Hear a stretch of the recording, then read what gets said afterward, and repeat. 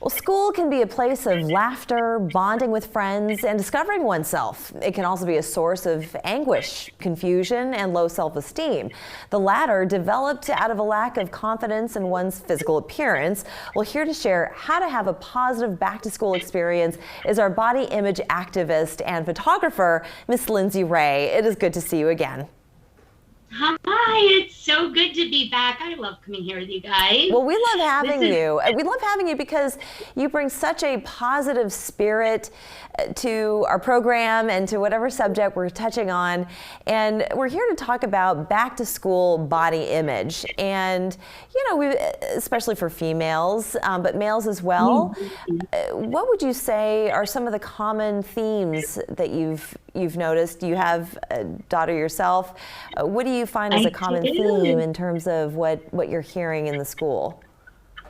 You know, even to go back from what I'm hearing from personal experience, I can talk about what it was like being a teen girl going shopping with my mom. And while I know she loves me and her heart is always in the right place, I'll never forget the sounds of, oh, that's too tight on you. Don't you think you want to go a couple sizes up? Or, you know, what will the boys think when they, you know, if your shorts are that short? You know, and it was never about like, let's find a positive way to talk about this. It was always the pressure on me to have to look a way that was acceptable to everyone else. And it put so much pressure on teen girls. And, you know, I watch it even with my daughter who just turned 8. I see her all the time. Like I got her a little crop top to be on trend with her little friends for summer to play outside. And she didn't like it. She's yanking it down.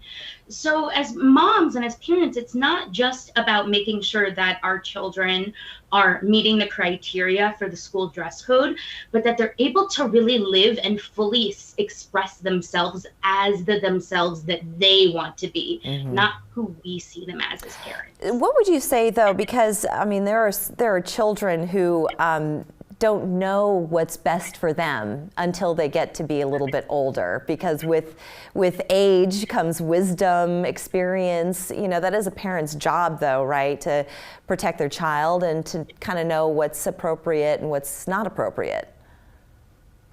Exactly. And I think that one of the things that we can do as parents actively is monitor our children's social media. And this isn't just monitoring in a way that we're watching things we don't want them to see, but encouraging them to see influencers that we believe in, influencers like gymnasts, the amazing gymnast Gabby, or runners, or body activists, and making sure that we're actually shaping the view of the world that our children have, so they're not only seeing the Kardashians and the Gigi Hadids and everyone who's absolutely stunning and never to put down a single woman, but those aren't the best influences for teen girls.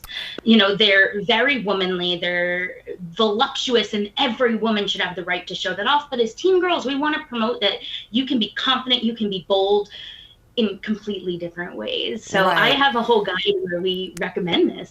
And also, like you said, it's also the way in which the message is delivered, because especially when we're younger, we're very sensitive, and any little interpretation that could be misconstrued, it bruises one's ego, and one can get very sensitive and self-conscious. So as parents, we need to be very careful about what we say to children, how we say it. So what your example was is, you know, that looks too tight or whatever, to say it in a different way, knowing that, you know, you want your child to put their best foot forward, but there's a way in which to deliver the same message. Exactly. And I actually have 6 steps that I would recommend that parents take as a way to connect with their children and communicate with them with back to school shopping. This is the chance to let your child start their school year self-assured and confident and in their own right. The first step that I have is, this is an age where a lot of children are figuring out their own identities, and that includes gender as well as style. So I really believe in not forcing your child to shop in a gender specific area of the store. Another thing, like I said, curating social media in a way that we're not just blocking things, because with teens, if you say no, they want it more. Sure. So let's give them lots of yeses. Let's give them tons of positive yeses and people to follow on social media. Another one is specifically for moms of daughters. And this is a tough one.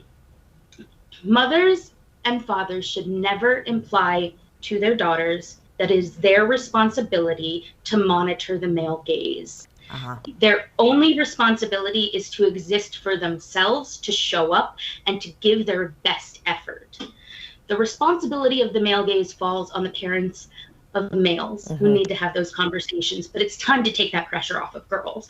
It's time to stop saying, you need to cover your shoulders and sweat all day because this boy hasn't yet learned how to address his hormones.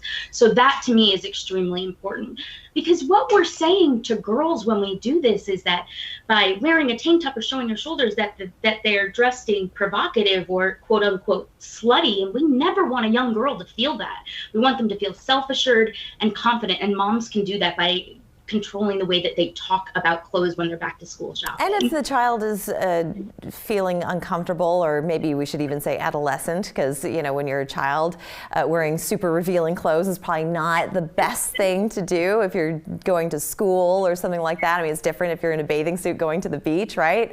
But if you are ever feeling uncomfortable, is to address it with a parent, with an adult. Well, we only have about 20 seconds left here. So what other tips would you give parents? So my best tip, especially with the length of shorts, is the one that we used in my high school that I actually love. And that's to just stand up straight, let their arms hang down, and it should be no shorter than where the tip of the fingertip falls. It's a great way to meet dress code and be comfortable and let them control what feels good. That is a good tip, Lindsay Ray. Well, I want to thank you so much for joining us. And again, you always bring such positivity, and having a self-image that is positive and that you know that you're beautiful and smart. It's really the best way to start the school year. I agree. Thank you so much for having me. Thank you so much. We're back after this.